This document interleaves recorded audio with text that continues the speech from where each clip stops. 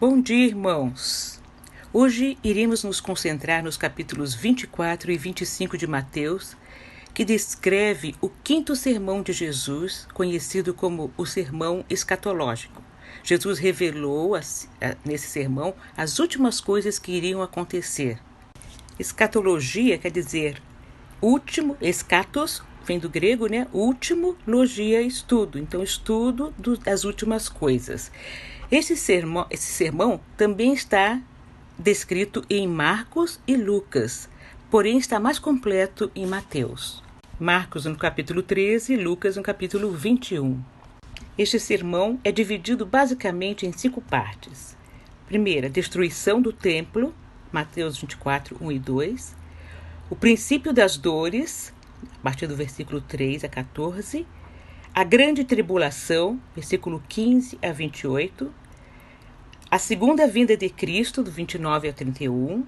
E exortação à vigilância, a partir do versículo 32 e todo o capítulo 25. No capítulo 23, ao final do sermão acusador, Jesus disse: Eis que a casa de vocês ficará deserta, pois eu digo que vocês não me verão mais até que digam: Bendito é o que vem em nome do Senhor. Versículos 38 a 39 do capítulo 23. Essas palavras desencadearam o sermão profético propriamente dito. Com essas citações, Jesus estava predizendo a destruição do templo, tanto quanto anunciando a sua morte, ressurreição, ascensão à presença do Pai. Jesus saiu do templo e, enquanto caminhava, seus discípulos aproximaram-se dele para lhe mostrar as construções do templo. Vocês estão vendo tudo isso? Perguntou ele. Eu garanto que não ficará aqui pedra sobre pedra, serão todas derrubadas. O templo era magnífico, resistente, lindo em seus ornamentos. Havia pedras que mediam mais de 10 metros. Fora construído para durar. Era uma construção realmente imponente. Os judeus sentiam orgulho do templo, pela sua beleza e pelo que ele representava, pois representava a presença de Deus com eles. Mas Jesus respondeu: Eu garanto que não ficará aqui pedra sobre pedra, serão todas derrubadas. Jerusalém seria sitiada e dizimada e o templo destruído. Realmente, tudo o que Jesus anunciou referente a Jerusalém aconteceu entre os anos 50 a 70 d.C., exatamente como ele havia dito. Geralmente, as referências proféticas tinham duplo cumprimento, ou seja, Jesus também usa a destruição de Jerusalém para tipificar o final dos tempos e a sua segunda vinda. Chegando ao Monte das Oliveiras, os discípulos fizeram 3 perguntas a Jesus relativas ao que o Senhor lhes dissera ao final do sermão acusador. Quando serão essas coisas? Em referência à destruição do templo que acabamos de ver aconteceu no ano 70 depois de Cristo. Que sinal haverá da tua vinda? Que sinal haverá do fim do mundo? E as respostas de Jesus resultaram no sermão profético, nesse sermão escatológico. Jesus predisse o fim e anunciou os sinais que vão anteceder o acontecimento, porém sinais indicativos de que o fim chegará, mas que ainda não seria o fim. Ou melhor, não será o fim. O objetivo de Jesus era nos prevenir para que nós não venhamos a ser enganados e, ao mesmo tempo, a gente conhecendo previamente o que vai acontecer, isso fortalecerá a nossa fé e evita que sejamos pegos de surpresa. Jesus nos adverte quanto aos falsos cristos. Muitos apareceriam falando de Cristo, em nome de Cristo, e muitos afirmariam que seriam o próprio Cristo e enganariam a muitos. A mensagem principal desses impostores será que o fim do mundo chegou. Essas pessoas começaram a aparecer desde a época dos apóstolos e perduram até hoje. Nós sabemos de muitos casos, né? Outros sinais seriam as guerras e os desastres naturais. Depois que Jesus disse que haveria guerras entre as nações, sempre em algum lugar do mundo houve uma guerra. Nunca mais existiu na Terra um período de paz. Jesus também alertou sobre desastres naturais, como terremotos, além de fome, pestes que assolariam a humanidade. Fomes, pestes, terremotos, falsos profetas, escassez de amor por parte de muitos. e a pregação do Evangelho em todo o mundo. Tudo isso há de acontecer antes que venha o fim. Ele afirma categoricamente: é necessário que tais coisas aconteçam, mas ainda não é o fim. Outro sinal que Jesus evidenciou seria a perseguição aos crentes. Os cristãos serão perseguidos e odiados, e serão levados à morte por causa do seu nome. As perseguições serão tão intensas que os próprios familiares ficarão uns contra os outros e entregariam quem professa o nome de Cristo às autoridades. Tudo isso seria apenas o princípio das dores. No versículo 15, Jesus alerta sobre a grande tribulação que virá assim que o abominável da desolação, ou o sacrilégio terrível, se manifestar, o anticristo. Jesus confirma as predições do livro de Daniel, especialmente os capítulos 11 e 12, de que virá um opressor que dominará a igreja, se colocando no lugar de Deus. O período do seu domínio será de grande aflição, como nunca houve desde o princípio. O sofrimento será terrível. O que sabemos é que o Senhor irá abreviar aqueles dias por causa dos seus eleitos. Versículo 22. Se aqueles dias não fossem abreviados, ninguém sobreviveria, mas por causa dos eleitos, aqueles dias serão abreviados. Se então alguém disser: vejam, aqui está o Cristo, ou ali está ele, não acreditem. Segundo Paulo, em Tessalonicenses 2, 3, 4 e versículo 8, esta figura escatológica se manifestará em um período de grande apostasia. Não deixem que ninguém os engane de modo algum. Antes daquele dia virá a apostasia, e então será revelado o homem do pecado, o filho da perdição. Este se opõe e se exalta acima de tudo que se chama Deus ou é objeto de adoração, chegando até a sentar-se no santuário de Deus, proclamando que ele mesmo é Deus. Então será revelado o perverso, a quem o Senhor Jesus matará com o sopro de sua boca e destruirá pela manifestação da sua vinda. Depois do período da grande tribulação, Jesus afirma que ocorrerá a sua segunda vinda. Será um momento de grande alegria para a igreja e de grande terror para aqueles que não confiaram nele, que não creem nele. Jesus também esclarece que este momento será visível a todos, pois ele virá com grande poder e glória, e o mundo não vai resistir, porque o sol vai escurecer, a lua não vai brilhar, mas as estrelas cairão e as forças do céu serão abaladas, como a gente lê lá no texto. Então Jesus enviará os seus anjos e reunirá todos os escolhidos. Paulo também descreve este momento em Tessalonicenses, capítulo 4, versículos 16 e 17.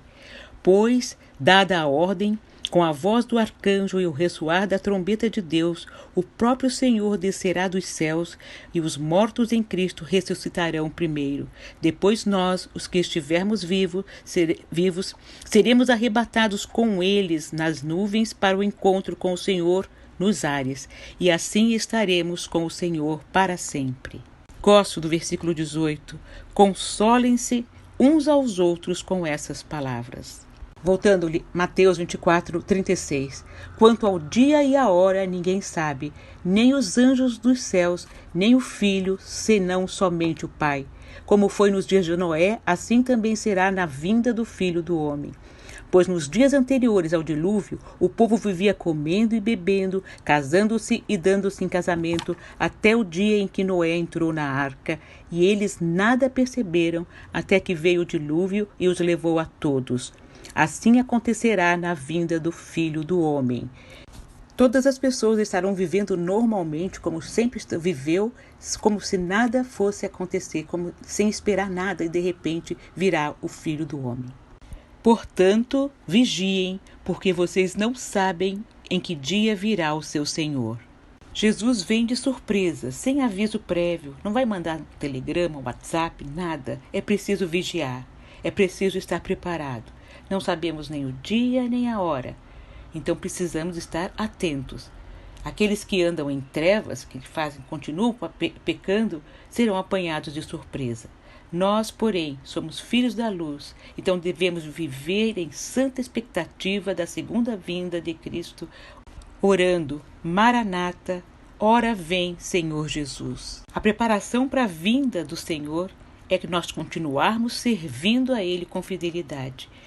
Vigiar é estar alerta e continuar fiel ao serviço do Senhor. Nos versículos 45 ao 51, Jesus cita uma parábola sobre a parábola dos dois servos. Um, fiel e sensato, continuou seu trabalho apesar da demora do Senhor. O outro, aproveitando a ausência e achando que o seu senhor iria demorar, trata mal os seus conservos e se entrega aos prazeres da comilança e da bebedeira. O primeiro será recompensado, o Senhor confiará a ele todos os seus bens. Quem for fiel no pouco, a ele será confiado o muito. O segundo será castigado e será entregue ao sofrimento eterno. Jesus ainda estava com seus discípulos no Monte das Oliveiras e cita 3 parábolas com ênfase no juízo final. Todas falam sobre a necessidade de estar preparado para o encontro com o Senhor. No capítulo 25, de 1 a 13, Jesus compara o reino dos céus com uma festa de casamento, de acordo com os costumes daquela época, evidentemente, né? A parábola das 10 virgens. Todos nós conhecemos bem essa parábola. O que representam os personagens? O noivo, no caso, é o Senhor Jesus. Ele promete buscar a sua noiva, mas a hora não é marcada. A noiva precisa estar preparada. As 10 virgens representam a igreja à espera do seu Senhor. Esta parábola ensina que a igreja está dividida em 2 grupos: os que estão preparados para a segunda vinda de Cristo e os que não estão, os que nunca nasceram de novo e têm a fé apenas intelectual e não uma fé salvadora. Hoje, muitos são batizados, são membros da igreja, participam dos cultos, trabalham na igreja, mas nunca se converteram de verdade. Quando Jesus voltar, esses ficarão de fora. Depois de falar de si mesmo como noivo, agora Jesus se apresenta como um homem de negócio que partiu para fora da sua terra. Depois de mostrar a necessidade de estarmos preparados para a sua vinda, ele mostra como nós devemos ser diligentes enquanto o aguardamos. Os versículos 14 a 30 falam sobre a parábola dos talentos. A palavra talento nessa parábola não se refere a nossas habilidades, mas à unidade de peso. Antigamente, isso significava 35 quilos de ouro, prata ou bronze. Então era um valor grande, imenso. O Senhor chama os seus 3 servos e lhes confia os seus bens. A um deu 5 talentos, a outro deu 2 talentos e a outro 1 talento. Cada um segundo a sua própria capacidade, e saiu e partiu. Cada servo recebeu uma quantia diferente conforme a capacidade. Foi o Senhor quem avaliou a capacidade de cada servo e distribuiu proporcionalmente. Então, cada servo é diferente em sua capacidade. Todo crente recebe de Deus talento para multiplicar. Os que receberam 5 e 2 talentos dobraram em número, e o que recebeu 1 o enterrou. O pecado do servo infiel é que ele não fez nada. Enterrou o talento e ainda colocou a culpa no Senhor. O Senhor é muito bravo, né? Então melhor eu esconder o talento. Aos 2 servos fiéis, Jesus disse: muito bem, servo bom e fiel. Foste fiel no pouco, sobre o muito te colocarei. Entra no gozo do teu Senhor. E o Senhor toma 2 atitudes contra o servo infiel. Tirou-lhe o único talento que tinha e deu para o outro. E foi condenado também a viver nas trevas. A partir do versículo 31, Jesus começa a falar sobre a separação que haverá entre as ovelhas e os bodes. Cristo julgará o mundo. Que Jesus se apresenta como Filho do Homem e como Rei, pois se assentará no trono. Jesus também se apresenta como juiz de todos os povos, e que foi julgado pelas pessoas, julgará as pessoas. O condenado condenará. Os juízes serão acusados, e ele, o acusado, julgará. A parábola das 10 virgens tem como foco principal a vigilância. A parábola dos talentos objetiva a diligência e a fidelidade, enquanto a descrição do grande dia do juízo evidencia a separação final entre os salvos e os não salvos. Em Apocalipse, capítulo 3, versículo 11, lemos: Venho sem demora, venho em breve. Retenha o que você tem, para que ninguém tome sua coroa. Ao final das 7 cartas às 7 igrejas no Apocalipse, há sempre um encorajamento. A igreja de Éfeso diz assim: aquele que tem ouvidos, ouça o que o Espírito diz às igrejas. Ao vencedor darei o direito de comer da árvore da vida que está no paraíso de Deus. A igreja de Esmirna: aquele que tem ouvidos, ouça o que o Espírito diz às igrejas. O vencedor de modo algum sofrerá a segunda morte. A igreja de Pérgamo: aquele que tem ouvidos, ouça o que o Espírito diz às igrejas. Ao vencedor darei do maná escondido. Também lhe darei uma pedra branca com um novo nome nela inscrito, conhecido apenas por aquele que o recebe. A igreja de Tiatira: aquele que vencer e fizer a minha vontade até o fim, darei autoridade sobre as nações. Ele as governará com cetro de ferro e a despedaçará como a um vaso de barro. Eu lhe darei a mesma autoridade que recebi de meu Pai. Também lhe darei a estrela da manhã. Aquele que tem ouvidos, ouça o que o Espírito diz às igrejas. A igreja de Sardes: o vencedor será igualmente vestido de branco. Jamais apagarei o seu nome do livro da vida, mas o reconhecerei diante do meu Pai e dos seus anjos. Aquele que tem ouvidos, ouça o que o Espírito diz às igrejas. A igreja de Filadélfia: venho em breve. Retenha o que você tem, para que ninguém tome a sua coroa. Farei do vencedor uma coluna no santuário do meu Deus, e dali ele jamais sairá. Escreverei nele o nome do meu Deus e o nome da cidade do meu Deus, a Nova Jerusalém, que desce dos céus da parte de Deus, e também escreverei nele o meu novo nome. E a igreja de Laodiceia diz: ao vencedor darei o direito de sentar-se comigo em meu trono, assim como eu também venci e sentei-me com meu Pai em seu trono. Aquele que tem ouvidos, ouça o que o Espírito diz às igrejas. Um dia, todos nós vamos comparecer perante o tribunal de Jesus Cristo, para que cada um receba de acordo com as obras que praticamos, quer sejam boas ou más. Quando será esse dia, somente Deus, o Pai, sabe. E essa incerteza não deve nos desanimar, pelo contrário, precisamos viver cada dia como se Jesus viesse hoje. Deus abençoe a cada um de nós e possamos ser, quando Jesus voltar, sermos encontrados fiéis. Amém.